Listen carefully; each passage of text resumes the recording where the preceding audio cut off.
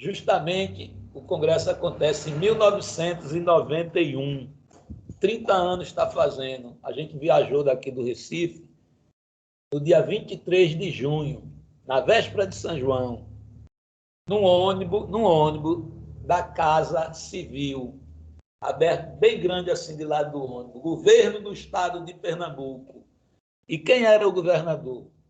Joaquim Francisco, que faleceu agora, sabe? Então isso aqui até eu também faço até como homenagem a ele, sabe? A essa partida dele, essa contribuição que no governo dele ele nos deu para o movimento pro artesão. Costumo dizer, Jorge, que essa nossa luta, ela sempre foi e sempre será direita ou esquerda, centrão, quem tiver no governo, a gente vai reivindicar. Com alguns gestores, a gente avança mais. Com outros, a gente avança menos. Mas a luta é nossa. A luta é da categoria. Então, a gente vai perpetuar. É por isso que eu estou dando esse testemunho, porque a gente viajou, o governador era Joaquim Francisco, cara. Que coincidência, o cara 2 dias atrás morreu, né? E foi sepultado ontem, né? Quer dizer, todo um conjunto da história dos artesãos. Você vê que eu venho com a cartilha, eu não, o movimento que foi o doutor Miguel Arraes, que fazia o governo de base, um governo do povo. Mas em 91, uma cartilha de 88. 2 anos depois, 3 anos, 91, a gente vai a Porto Alegre, num ônibus do governo do estado, apoiado por Joaquim Francisco, né? Quer dizer, porque a luta estava, os artesãos estavam organizados, aglutinados.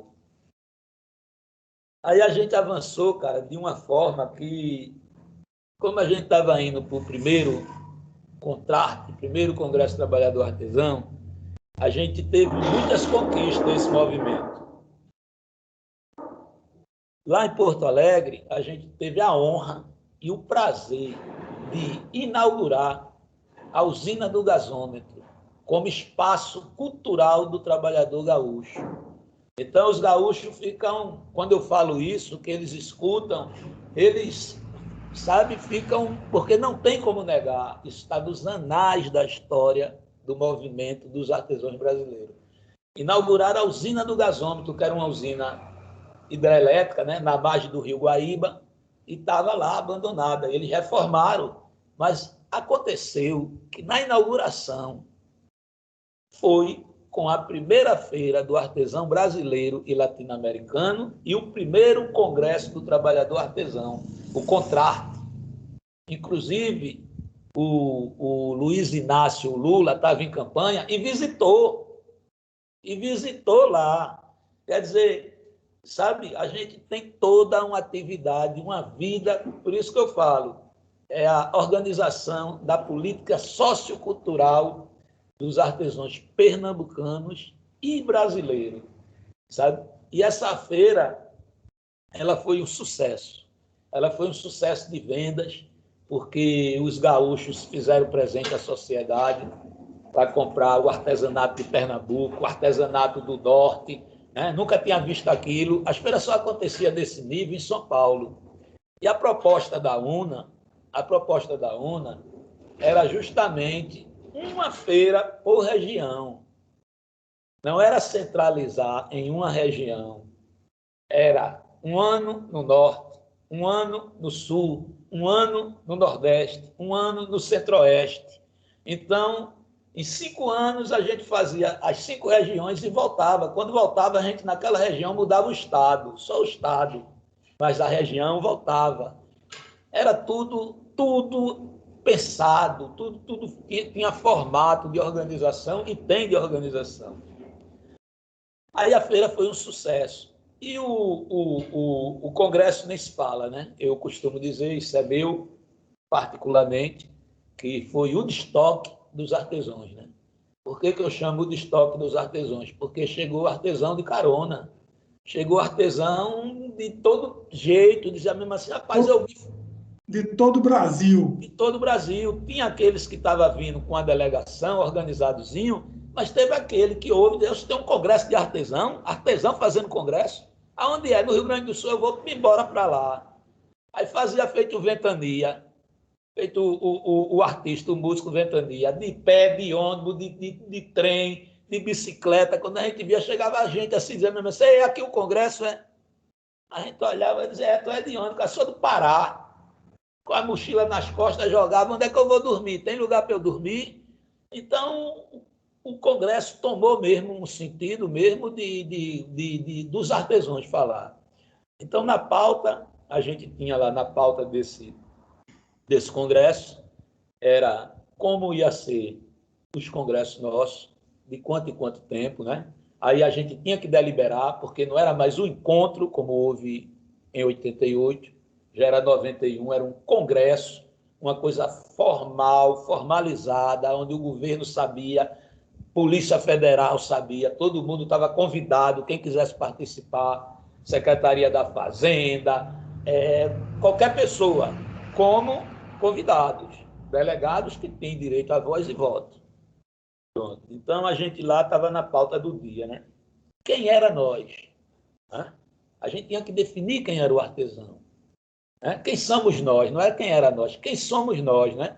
Então, a gente colocou, até hoje, eles fizeram uma diferença lá no programa, no PAP, eles botam umas palavras técnicas, mas a resolução do primeiro congresso é artesão, é quem detém todo conhecimento técnico e prático na elaboração de uma peça, do começo ao fim, e possa usar em sua produção um terço de máquinas, desde que não sejam automática ou duplicadores de peça.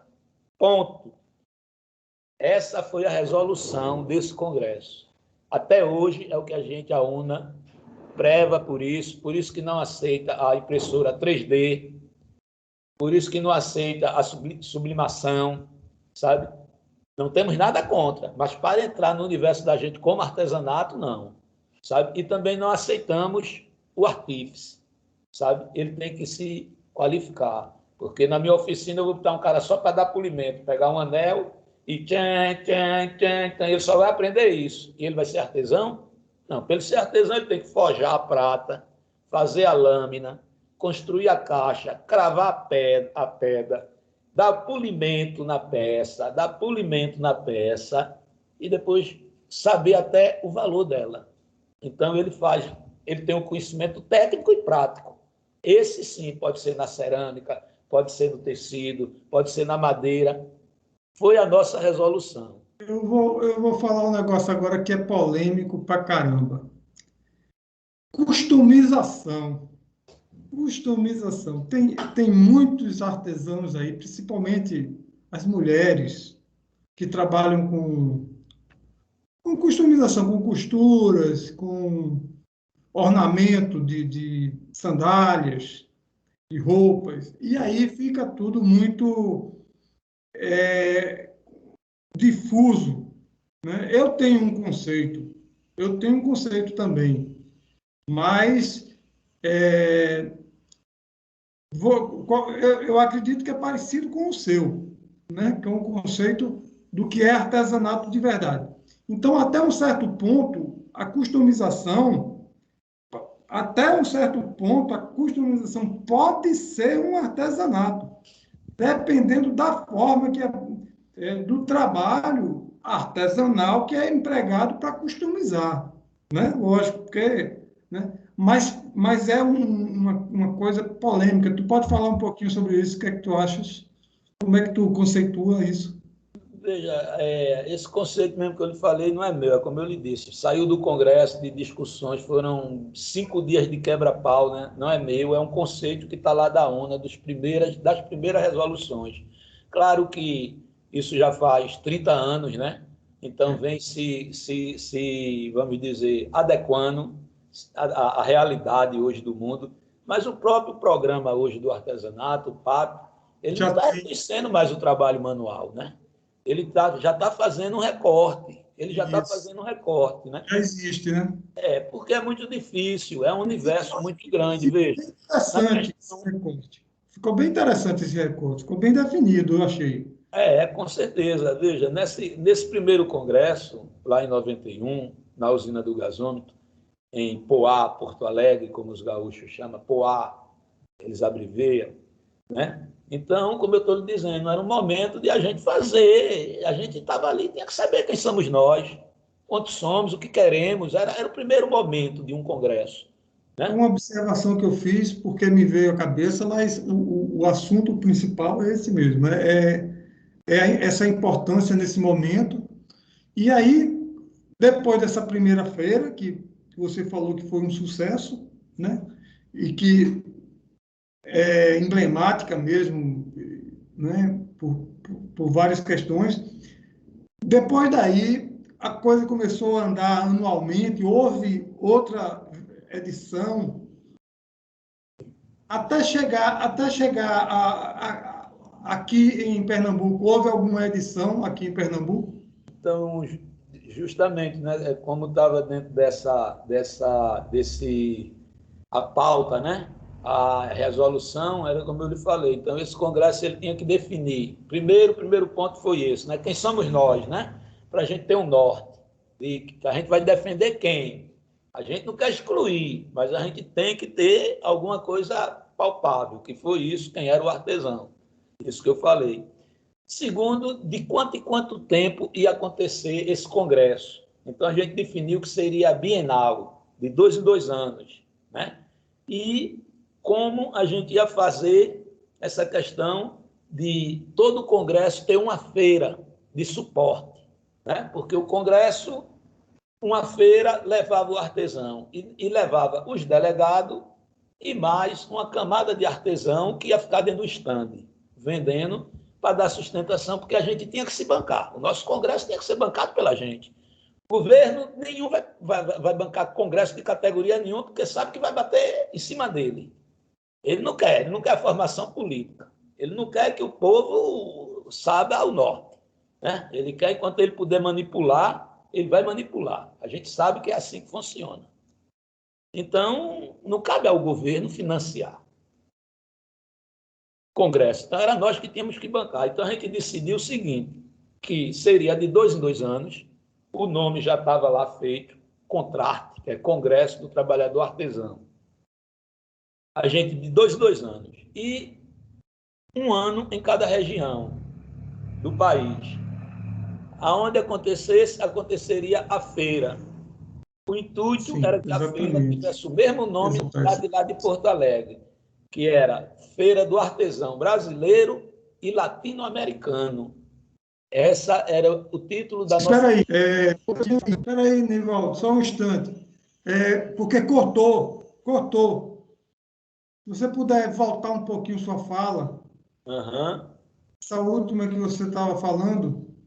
Veja, então pronto, aí ficou decidido, a gente já tinha uma resolução de quem éramos, né? Quem era que a gente ia defender, como eu falo, sem excluir, mas que a defesa ia ser esse artesão aqui, que detém todo o conhecimento técnico na elaboração de uma peça e prático, do começo ao fim, e que possa usar na sua produção máquina, desde que essas não sejam automáticas ou duplicadores de peça. Pronto, vencemos. Pau, vencemos. Agora, de quanto em quanto tempo vai ser o Congresso? De 2 em 2 anos. Foi votado, aprovado. Em que lugar? Todo ano no Rio Grande do Sul? Não. Cada ano numa região do Brasil.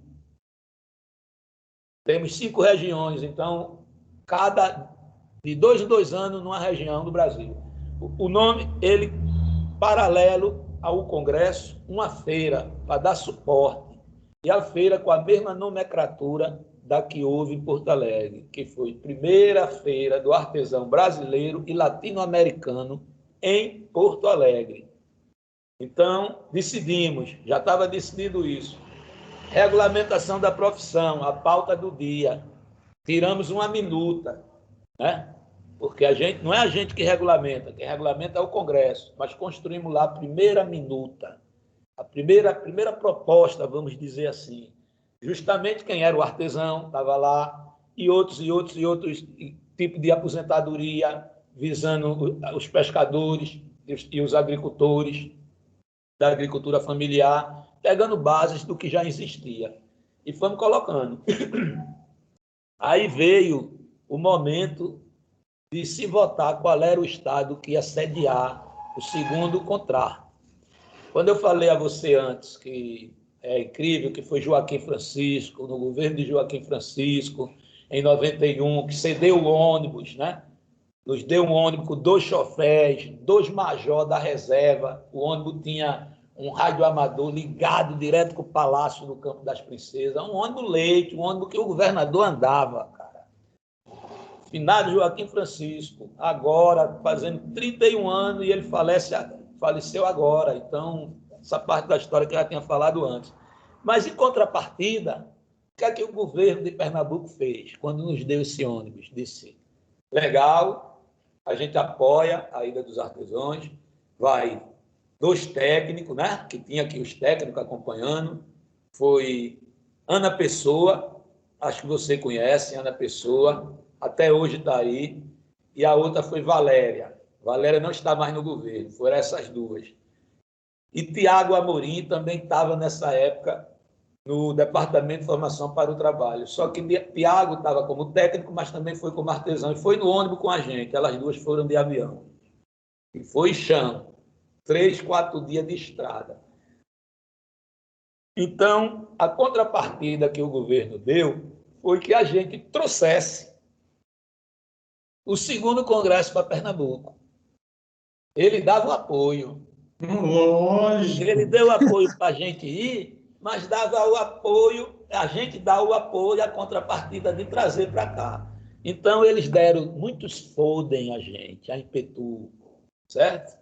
De Fazenda Nova, Marinha do Claro. Tamaracá, de Porto de Galinha, Monte dos Guararapes, aí na sua cidade, os pontos turísticos, sabe? Pá, altos fold. E a gente divulgou lá dentro. Pá. O centro de convenções, sabe? O pavilhão de feira, a foto do Teatro Beberibe, Teatro Santa Isabel, e tudo, a gente levou tudo. O que eles deram, vamos embora, se é para colar, a gente quer ir. Agora, trazer é que vai ter o argumento. Mas como Pernambuco tinha essa situação de 10 mil cartilhas, de outro cordel, que eu vou encontrar depois, vou passar para você, a Peleja do Artesão, esse cordel já foi patrocinado pela Livro 7, por Tarcísio. A gente vendia esse cordel dentro dos ônibus. Fiz muito isso, subia dentro dos ônibus para arrumar em Rio, na Bahia, fazendo um movimento, subia com um bocado. Gente, a gente é do Movimento Pro Artesão de Pernambuco, da UNA, e estamos aqui, não temos apoio, pai, precisamos comer, e compra esse cordel aqui que é bonito, a Peleja do Artesão. E é massa o cordelista fez, é massa, falando da história do artesão. Moral da história, como a gente tinha esse material, então o Brasil todo estava abraçando Pernambuco, né, bicho? O Brasil todo, só o ônibus que a gente chegou em Porto Alegre, tá, pô, Pernambuco veio no ônibus leite, governo do estado de Pernambuco. Aí quando chegou nesse momento de 93, né, que era 91, já tinha decidido de 2 em 2 anos, então em 93, o segundo contrato. Qual é o estado que vai sediar? Aí, o Rio de Janeiro, ele já tinha perdido o primeiro, cara. O primeiro era Como é que era essa votação aí, essa escolha? Como é que era? os delegados, porra. Bem livre, os delegados votavam, você botava, o estado botava. Quem queria sediar, né? Que é um trabalho, você fazer uma estrutura dessa, né, bicho? Construir uma estrutura dessa. Os delegados eram as pessoas dos sindicatos. Era que foram eleitos nos seus estados, né? Certo. Todo mundo que estava participando lá tinha, não sei, 100 e poucas pessoas, eu não lembro, mas 200 pessoas. Muitos convidados, né? Ouvintes, porque qualquer pessoa poderia participar, como pode participar de qualquer congresso como ouvinte. Agora, na hora de votar, então você faz seu cadastro, você ganha um crachá lá, delegado. Aí vota com crachá. E a mesa conta, né? Aí o Rio, bababá, e pai, Goiás apresentou também, lá em Pernambuco. Pernambuco! Aí, até quem não podia votar, Pernambuco, todo mundo votou em Pernambuco, cara. Para Pernambuco fazer o segundo contrato. E Pernambuco assumiu, disse, a gente faz. A gente botou lá a proposta, né? Aí pronto, aí vinha voltando, terminou o Congresso, voltamos, né? Cansado, desgastado. A própria delegação brigou entre si, né? Porque tinha pauta que a delegação, a presidente na época do sindicato, Jane, né? Ela queria que os delegados votassem tudo nisso, naquilo dali que ela estava, certo? Mas só que quando a gente chega, como eu falei a você, é o de estoque. Então, a gente estava falando do artesanato no Brasil.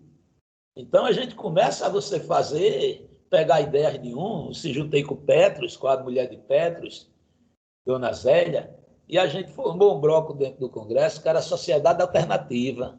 Aí a gente pegava na pasta da gente e colocou artesãos, viva a Sociedade Alternativa. Então, esse bloco era o Congresso, porra, é votação. Então, esse bloco votava junto. Ela ficou danada da vida, sabe? Você de Pernambuco e votando contra Pernambuco. Não, não estou votando contra Pernambuco, eu estou votando para o Brasil. Sou brasileiro, eu estou votando para o Brasil. Eu não vou votar na ideia que Pernambuco quer. Porque eu estou vendo que não vai ser bom para São Paulo, não vai ser bom para Minas Gerais. Eu quero. A UNA é a União Nacional. Pernambuco era o movimento pró-artesão de Pernambuco. Aí sim, aí aqui a gente quebrava o pau com o governo da gente aqui, com o Estado, né? Com o governo não, porque o governo passa, o Estado fica. Então a gente lutava pela política pública do Estado. Mas aí eu estava lutando por políticas públicas para o Brasil. Foi isso que a gente detectou. Então, esse bloco ficou pesado. Era artesãos, viva a sociedade alternativa. A gente era alternativo dentro do Congresso. A gente votava, o bloco votava junto. Então, conseguimos Pernambuco. Então, segundo o Congresso Trabalhador Artesão, em 1993, né, como estava decidido, de 2 em 2 anos, e com a primeira feira em Pernambuco. E viemos cansado, desgastado por esse desgaste que teve na delegação, né? Esse conflito que faz parte, né? Faz parte para a política.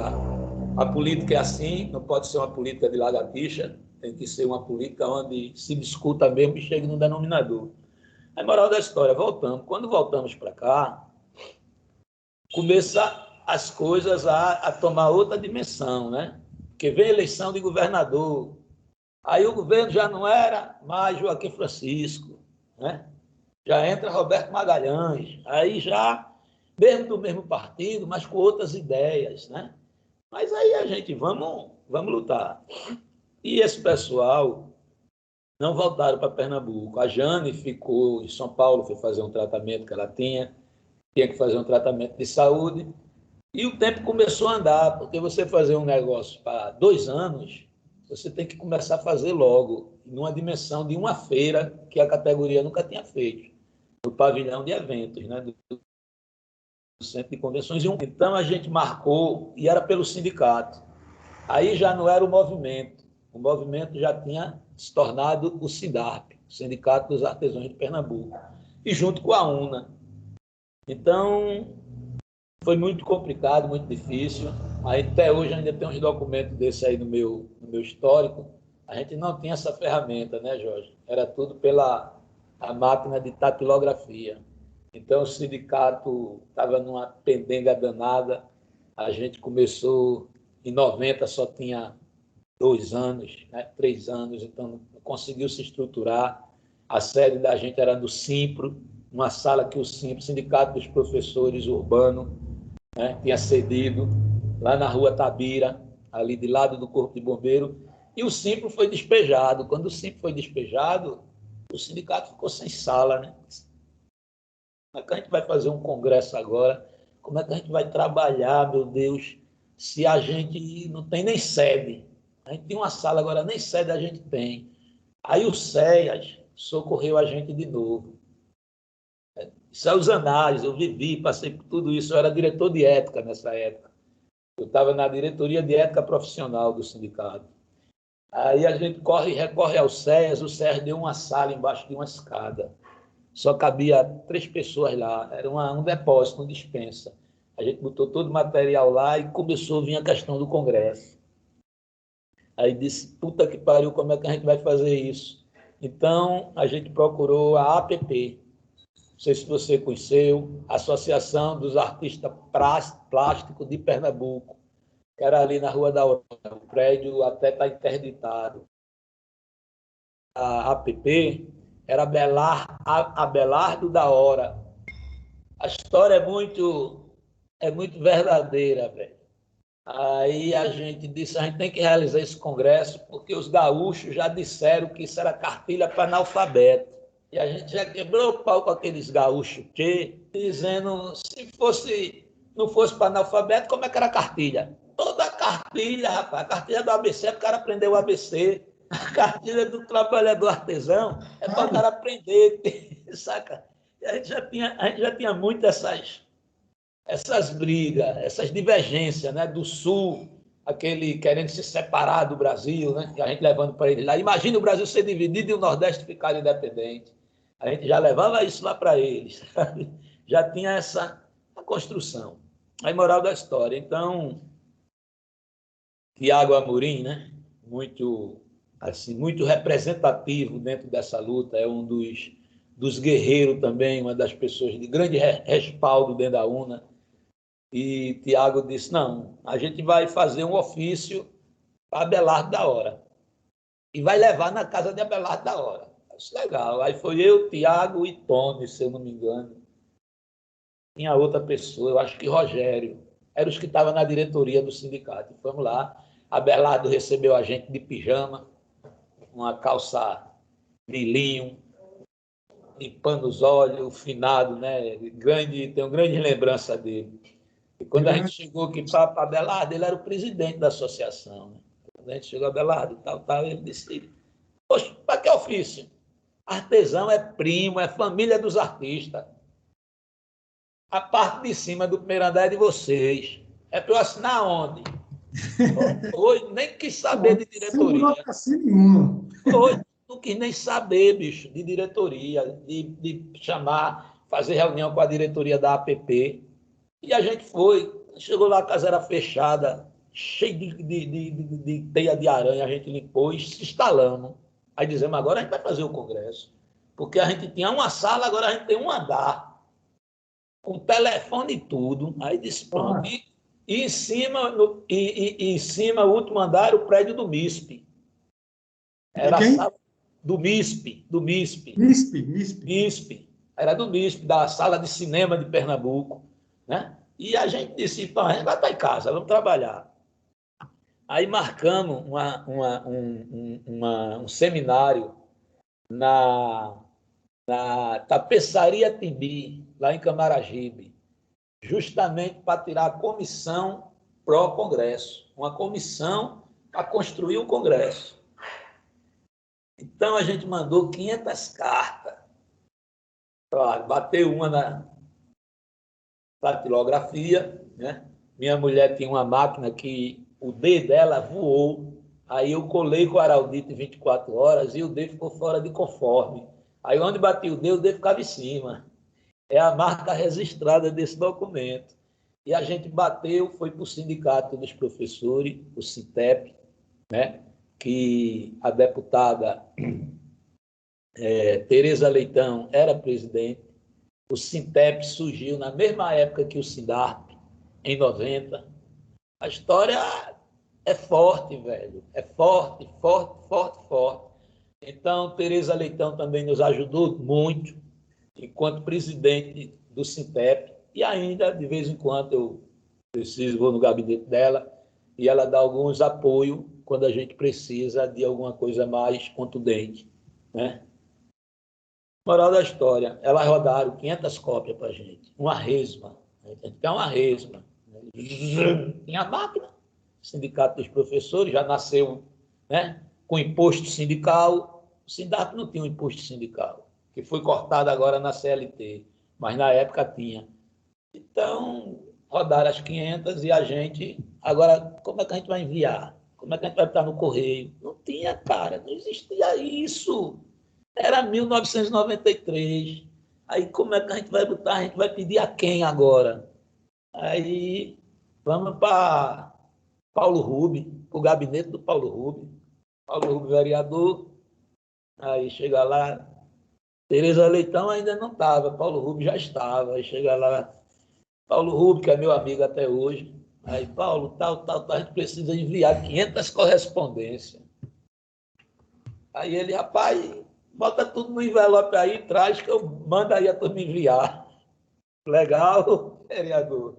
Aí, pronto, esse era o trabalho, foi o trabalho que a gente fez. Então, chegou as 500 cartas na casa das pessoas, convocando para as pessoas ir lá para a tapeçaria Timbi, um sábado, eu não lembro a data, no dia tal, hora tal. Passar o dia para tirar a comissão para o Congresso, para elaborar o projeto, dividir os grupos. E nesse meio termo, como é que a gente vai passar um dia, na verdade foram 2 dias, o sábado e o domingo, e como é que a gente vai dar comer esse povo? Não dá para você desmembrar. Não, vai comer ali no bar, vai comer no bar, não. Vamos fazer o seguinte, cada um colabora com o que puder, vamos fazer uma feijoada. Um deu 1 quilo de feijão, outro deu outro quilo de arroz, não sei o que, beber um pé de porco, pau. E como a tapeçaria Timbi tinha uma estrutura, tinha uma cozinha, aí ficou Dona Edna, Dona Edneia e Dona Yara. Todas as 3 já nos deixaram. É o que eu falo, que são pessoas que têm uma grande importância, porque você não pode fazer nenhum movimento de barriga seca. Tem que comer. Então, elas que dominavam isso. 3 senhoras, todas 3 artesãs. Dona Edna era a mestra das bonecas, vivia pelo Brasil dando curso dessas bonequinhas de pano. E fizeram, todo mundo comeu, e a gente tirou um grupo de 14 pessoas que se autoelegeram. Eu quero, dá seu nome, CPF, não tinha telefone. Telefone não existia. Quem tinha em casa estava bom, quem não tinha em casa estava ferrado. A gente já tinha o lugar das reuniões, né? Já estava com o primeiro andar lá do prédio do MISP, da Associação APP. Moral da história. Essas 14 pessoas começaram a se reunir. Das 14, terminou em 8. 6 não continuaram no processo, né? Inclusive, Ana Holanda estava, mas não terminou, né? Então, divergência, né? Porque era 14 pessoas, então as 14, uma pensava do jeito, outra pensava do outro, mas moral da história. As 8 não, 9 que ficaram, conseguiram executar. E executamos o 2º Congresso do Trabalhador Artesão e a primeira feira do artesão brasileiro e latino-americano no Centro de Convenções. No Centro de Convenções? No Centro de Convenções, no pavilhão de eventos. No pavilhão de eventos, e o congresso foi no Teatro Beberibe, no Centro de Convenções. A gente conseguiu... E a verba veio de onde para fazer isso? Aí, justamente, aí é que está. O Centro de Convenções, a gente conseguiu 0,800 com a Impetu, com o governo. É uma forma deles investirem também, né? O Teatro Beberibe, a gente... Foi uma forma deles aprenderem e fazerem. Uhum. O Teatro Beberibe também foi cedido, 0,800. A Prefeitura do Recife, o prefeito era Jarbas. Isso aí, se lapidar, o livro está feito. Essa entrevista que eu estou dando a você, o livro está feito. Certo? Sim. O prefeito era Jarbas Vasconcelos. Por que eu estou citando isso? Porque em 99, Jarbas governador faz a primeira FENEARTE. Vamos juntar os polos. Polo Norte 99. 99. E aí nós estávamos falando em 93. A gente está falando em 93, mas eu estou fazendo os polos, ligando os polos. Você perguntou... Certo. A verba, sabe qual foi a verba? Era o capital que a gente tinha político. A gente não tinha capital financeiro, mas a gente tinha capital político, a gente tinha subsídio, a gente tinha história, a gente tinha uma vida. Você tinha capital cultural, meu amigo. Justamente. Capital cultural. Justamente. A gente tinha artístico. A gente tinha um capital total e político. E político, que é isso? E aí, político, né? É o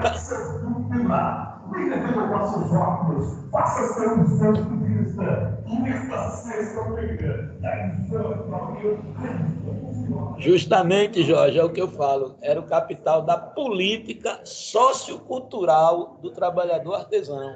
Então, eles tinham a máquina, é o Estado. Eles só estavam governando, mas eles eram o Estado e a gente tinha tudo para dar. Eles não tinham nada para dar para a gente. Porque o centro de convenções é do povo, quer eles queiram ou não. O prédio da prefeitura é do povo, quer eles queiram ou não. O Palácio do Campo das Princesas é do povo, quer eles queiram ou não. Eles só passam tempo ali. Eles só passam tempo. É por isso que eles não gostam, eles, entre aspas, que um metalúrgico que não tem um diploma, a não ser de metalúrgico, fosse para a casa da Dinda, fosse para o Supremo Maior do Brasil. Então, esses burgueses disseram, porra, que é isso? Sabe? É isso que eles não gostam. É isso que eles não gostam. A gente chegou a ponto de quase que a gente montava um partido de artesão. Quase. A gente fez estatuto e tudo para montar um partido de artesão. Mas é outra história. Sim, mas me diga uma coisa, nesse evento, por acaso, tu tem alguma imagem desse evento? Temos Nossa, imagens, depois temos filmes. disponibiliza para a gente passar aqui rapidamente, sabe, durante a entrevista. Aí, aí veja o que aconteceu. Então, justamente como naquela época, claro, naquela época, em 93, eu não tinha essa formação. Eu não tinha essa. Eu já tinha um pouco, mas essa de hoje não. Então, eu fiquei imaginando também, pô, como é que esses caras vão dar o centro de convenções para a gente? Eles não estavam dando nada. É da gente. É da gente. A gente tem direito de usar. Se a gente estava fazendo da forma legal, com ofício, com entidades, com projetos, para eles prestarem conta ao Tribunal de Contas do Estado e ao Ministério Público. Não tinha nada ilegal, era tudo legal. Então, e a gente tinha isso que eu falei a você, a gente tinha o capital. Não o capital financeiro, mas a gente tinha o capital cultural, o capital histórico.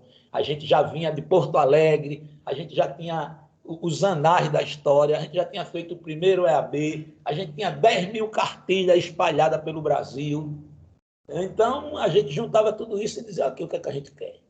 Aí a Impetu cedeu o pavilhão de eventos, esse que acontece a FENEARTE, cedeu o Teatro Bibiribe, para a gente fazer o congresso. Aí a Prefeitura do Recife, que era o prefeito Jarbas, nos cedeu, não é que não deu, nos cedeu 2 combis. Para que essas combis? Para a gente fazer o translado do artesão que vinha de fora pelo TIP. A gente tinha 2 combis para ir buscar o artesão. O chofé deles, da prefeitura, tudo. A bilheteria, a gente reverteu para a Casa Bacário, que era uma ONG lá de Olinda. Justamente a gente fazendo também obras sociais. A bilheteria não era nossa, a bilheteria era revertida para uma ONG, Casa Bacário, que trabalhava com crianças de rua, com tudo mais. Quer dizer, dentro do projeto, a gente todo bonitinho. Só que veio a cereja do bolo, a montadora, porque o centro de convenções é do Estado, e o Estado é o povo. Não é do governador, é do Estado. A Kombi era da prefeitura do Recife, não era do prefeito. Mas a montadora não. Mas a montadora não, é terceirizada. Aí foi onde entrou o bicho. O Estado disse, não, a gente não vai bancar, a gente não vai alugar, não tem verba para alugar uma. E ninguém queria, nenhuma montadora queria fazer a bilheteria pagar, porque nunca tinham visto uma feira dessa aqui em Pernambuco. Hoje até faz, porque sabe que dá público, mas em 93, aí o que é que acontece? A gente, de novo, entra o nosso querido mestre Tiago Amorim. A gente faz um ofício, o sindicato faz um ofício solicitando uma audiência com o Sebrae Pernambuco. E o Sebrae, aí Tiago, né, o mestre, faz uma carta de mão, reforça ao presidente do Sebrae da época, doutor Davi, que gostava das peças dele, do trabalho dele, né? E recebe a comissão. Aí também outro para os anais da história. Até aquele dia, o Sebrae do Brasil não trabalhava com artesão. Em nenhum lugar do Brasil, artesão para o Sebrae não existia. Em 1993, aí quando a gente senta com o doutor Davi, mostra o projeto a ele, tudo, que a gente já tinha o pavilhão de eventos, que a gente já tinha o teatro, que a gente já tinha, só não tinha a montadora. Aí eu lembro como hoje, ele saiu da sala, disse, dá licença aqui. Aí voltou com uma bandeja cheia de café. Deu uma de copeira. Aí botou e disse, rapaz, como é que vocês chegam com um elefante vermelho desse tamanho, faltando 6 meses? Isso é negócio para 2 anos, cara. Tá tudo pronto. 6 meses não, falta 4 meses para que isso aconteça. Como é que você chega com um negócio desse? Está tudo pronto, vocês não têm a montadora. Aí a gente disse, mas fazer o quê, doutor? Por isso que a gente está procurando o senhor. Ele disse, olha, vai ter uma reunião do Sebrae Nacional, em Brasília, claro, com todos os estados. Eu vou levar a proposta minha, vou levar a proposta, vou levar o projeto de vocês e vou levar a proposta para que cada Sebrae estadual banque o seu stand, a montadora, que Pernambuco não vai bancar tudo, não. O Sebrae aqui não tem dinheiro para bancar tudo, não. Sistema S, meu amigo, Sistema S. Aí a gente queria fazer. Concordamos. Aí ele disse, daqui a tal dia eu tenho retorno, convoco vocês. Aí nos chamou.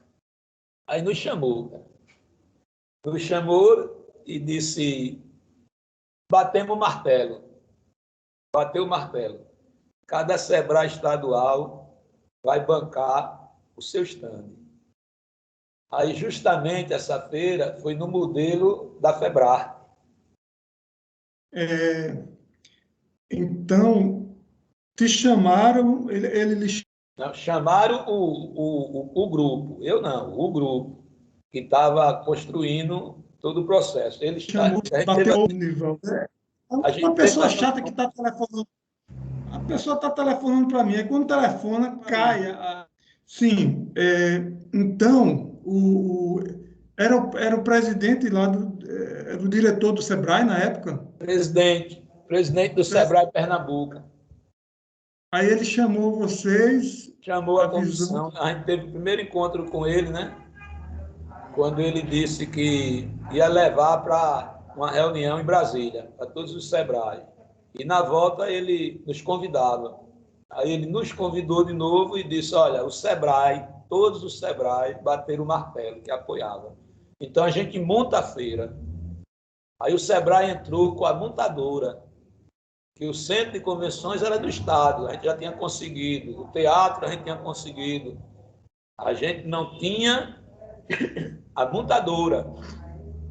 E a gente procurou o Sebrae, doutor Davi, e ele levou para o Sebrae Nacional. Cada Sebrae do estado, do seu estado, Piauí, Ceará, Bahia, Rio Grande, se encarregou de montar. Claro, uma montadora única, mas entrou com sua parcela. Eles que bancaram. Aí por isso que eu digo que até aquele momento eles não trabalhavam com artesãos. Porque qual foi o interesse? É como eu estou lhe dizendo, a gente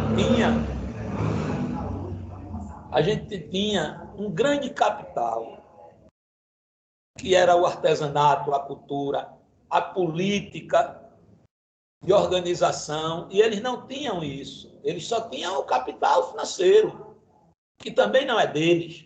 O que é o Sebrae?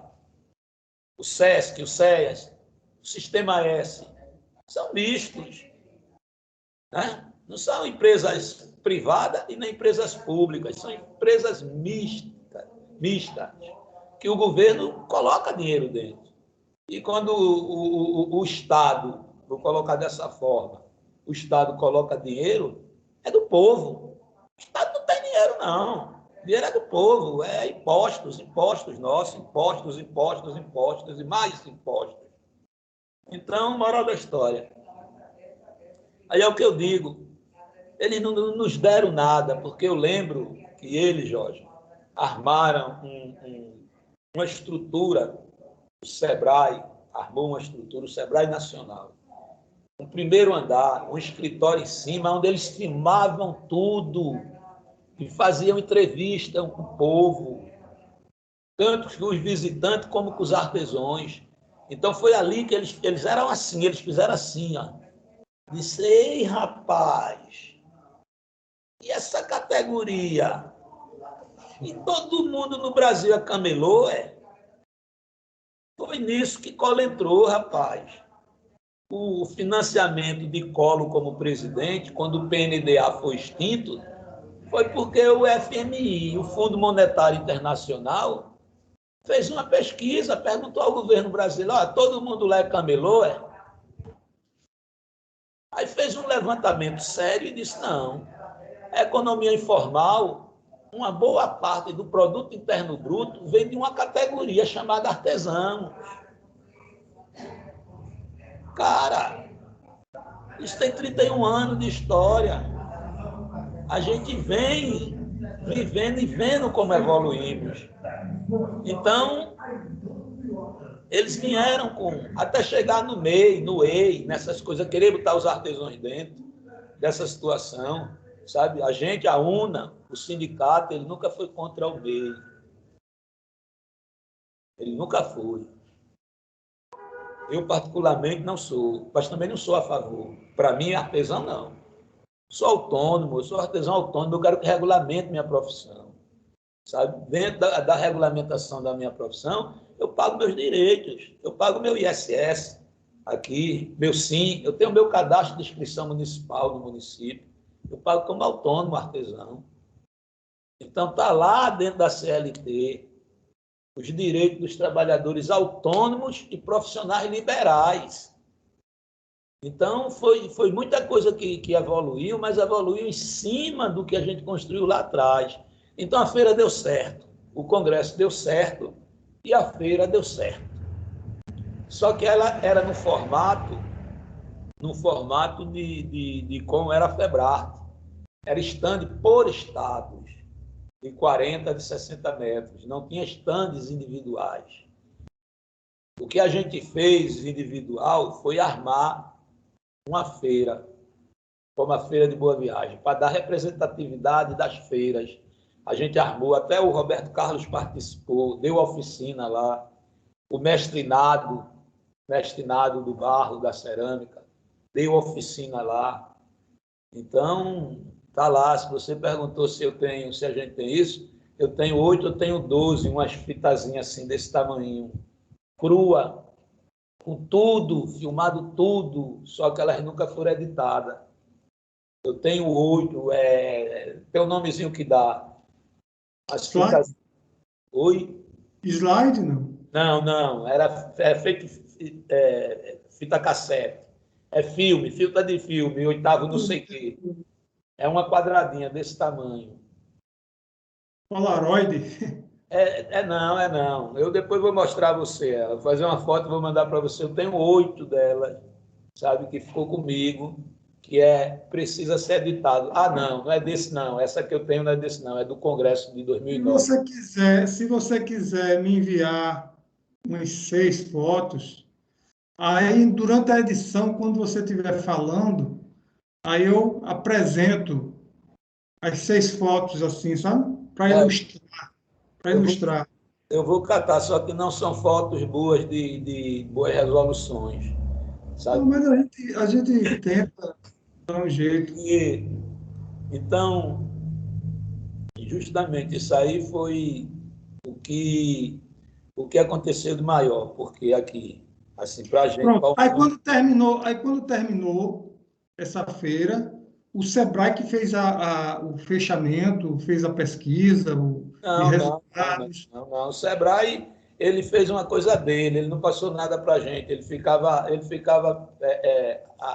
Durante a feira, ele fez as entrevistas. Subsídio para eles, ele fez subsídio para ele. O único trabalho com a gente era montar o stand. A questão de filmagem, tudo foi tudo outra história que a gente fez com a TV Jornal do Comércio, um jornalista de lá, da TV Jornal do Comércio. Entendi. Ele fez ele angariou recursos para ele. Ele se muniu de material. Como ele tava montando, então não tinha objeção nenhuma para a gente, ele fazer entrevista dele, nada. A gente só queria que ele montasse. A gente era tudo verdinho. Era 93, a gente era tudo inexperiente, tudo com vontade de fazer. O projeto da gente, quando a gente dava um projeto a alguém, ao governo, a alguma entidade, ao SEBRAE, a gente dava com o endereço de todas as associações, todos os países, Peru, Bolívia, Chile, Uruguai, todos os países da América do Sul que a gente tinha contato, estava tudo dentro do projeto, para o cara fazer contato direto. Aí, em 93, pronto, mas foi a primeira vez que a Sociedade Pernambucana entrou no Centro de Convenções para ver uma feira de artesanato. Foi a primeira vez. 93. Em 1993, primeira feira do artesão brasileiro e latino-americano. E o segundo CONTRARTE, Congresso do Trabalhador Artesão. Aí passou